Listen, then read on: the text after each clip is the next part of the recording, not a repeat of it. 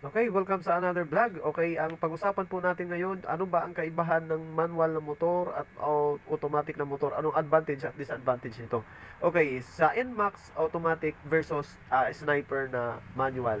Okay, dito po sa sniper, kung titingnan niyo po, napaka-open. And then pagdating po sa NMAX, kailangan po pagka ikaw ay ng regular dapat ang maintenance. At saka pagdating dito sa gear oil, i-check mo din siya. Kailangan pagpalit ka din.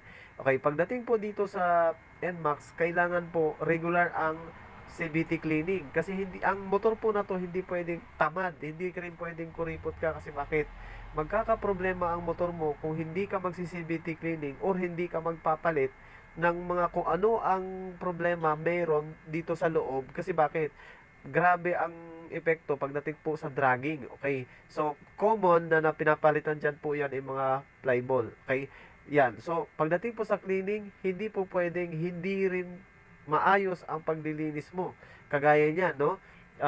Kailangan gumamit ka ng brush, gumamit ka ng mga bagay na kung saan magiging malinis talaga lahat.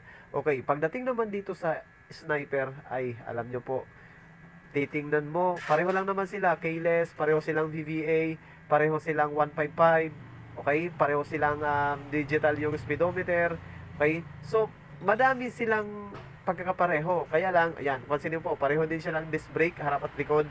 And then, ang pinakamaganda po dito, napaka-open po ng kadena. Ang kadena po dito, adjust lang. Wala kang dapat linisin kung ano-ano.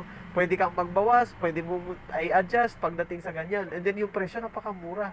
123,900, grabe compare sa automatic 9 Max 150 plus. So, ang laki po ng diferensya. Okay, kung titingnan mo pati sa likod, napakadali po linisin, komportable, ang ganda ng sitting position, and then pareho lang din naman sila 155cc. Okay, pagdating po dito sa NMAX, kailangan po, ayan, ang dami po siyang ang haba ng proseso, ang dami mong gagawin.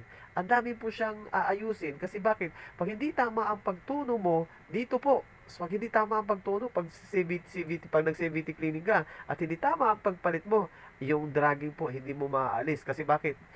Ang karaniwan po na sakit ng automatic, yung dragging na yan ay parang cancer po yan na sakit ng automatic na kapag hindi mo na ituno, hindi mo nakuha yung perfect na combination, kung ikaw ay magmo-modify o kung magano ka, mahihirapan ka dyan. Kagaya niyan ngayon, kailangan i-test ko muna siya bago ko siya ilagyan ng cover para makita ko kung gaano ba kaganda, gaano ba ka-epektibo yung aking pinagawa ng CVT cleaning. So, okay, guys, ang totoo, depende sa budget. Kung kaya naman maghulog at kaya mag-DIY at hindi ka tatamad-tamad, kayang-kaya mo naman talaga gawin. So, yun lang guys. Maraming maraming salamat po sa inyong pagsubaybay. Huwag pong kalimutan i-like at mag-subscribe para lumago po yung channel. Maraming salamat po sa inyo. God bless.